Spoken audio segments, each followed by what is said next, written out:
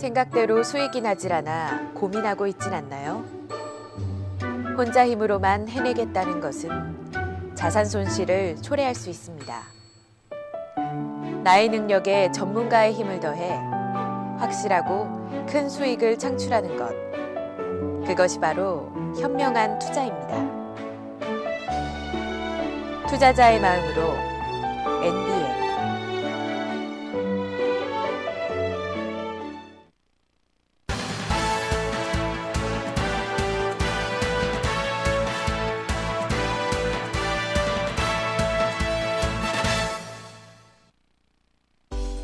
1월 15일 이 시각 주요 뉴스입니다. 대형마트에 대한 영업 규제가 한층 강화될 전망입니다. 정부는 영업 제한 시간을 연장하고 의무 휴업일도 월 2회로 지정하는 등 유통산업발전법 개정안을 의결했습니다. 부동산 시장이 총체적인 수렁에서 헤어나질 못하고 있습니다. 박근혜 대통령 당선인의 청사진에 따라 인수위원회와 정부가 대책을 짜고 있지만 실제 이행까지 험난한 과정이 예상됩니다. 연말정산이 오늘 시작됩니다. 이에 따라 국세청 연말정산 간소화 서비스도 시작됐습니다. 올해부터는 연말정산 간소화 사이트에 교복 구입비와 전통시장 결제 자료가 추가됐습니다.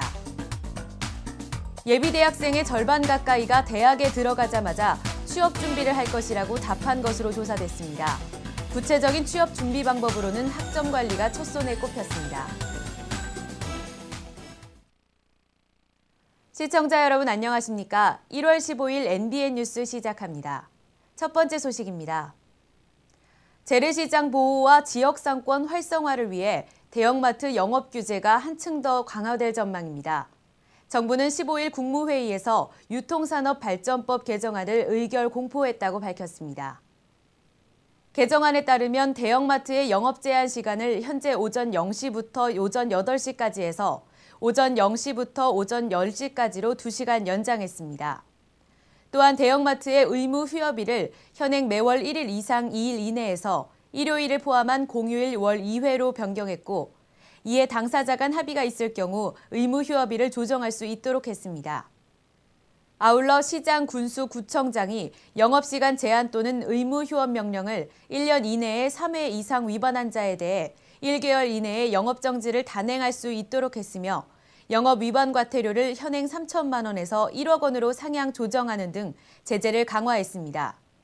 이날 국무회의를 통과한 개정안은 지자체 조례 반영 등을 거쳐 이르면 상반기 중 적용될 전망입니다. 부동산 시장이 총체적인 수렁에서 헤어나지 못하고 있습니다. 이에 따라 차기 정부의 주거 복지 대책과 부동산 시장 정상화 방안에 대해 관심이 모이고 있습니다. 박근혜 대통령 당선인은 후보 시절 거주 문제와 부동산 경기 침체 방안들을 내놨지만 실제로 집행돼 성공을 거둘지는 아직 예단하기 어려운 것이 현실입니다. 박 당선인은 핵심 부동산 정책 공약이자 하우스푸어 문제의 대책으로 보유주택 지분 매각 제도를 제안했습니다.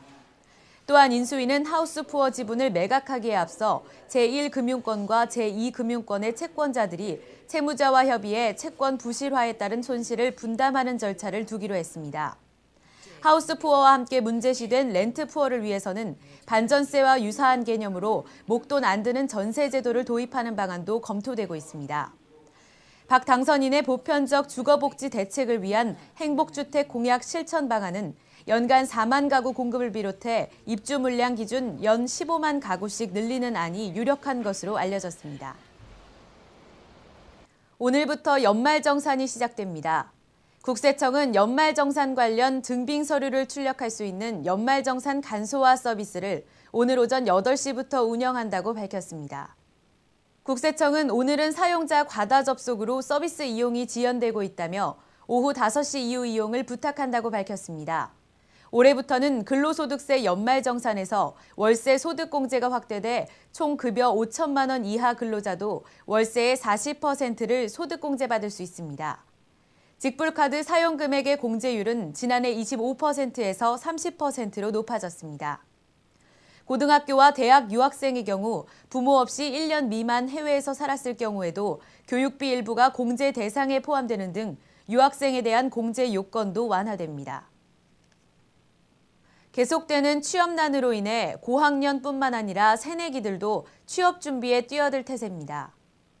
취업 포털 인크루트에 따르면 올해 대학 진학을 앞둔 예비 대학생 452명을 대상으로 설문조사를 한 결과 1학년 때부터 취업을 준비하겠다는 응답자가 47.6%로 절반에 가까웠습니다. 구체적인 취업 준비 방법으로는 학점 관리가 첫손에 꼽혔습니다.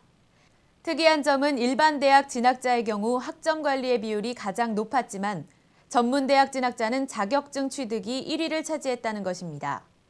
본격적으로 취업을 준비해야 하는 학년에 대한 답변도 차이가 있었습니다. 일반 대학 진학자는 3학년으로 가장 많았던 반면 전문대학 진학자는 2학년으로 줄을 이뤘습니다.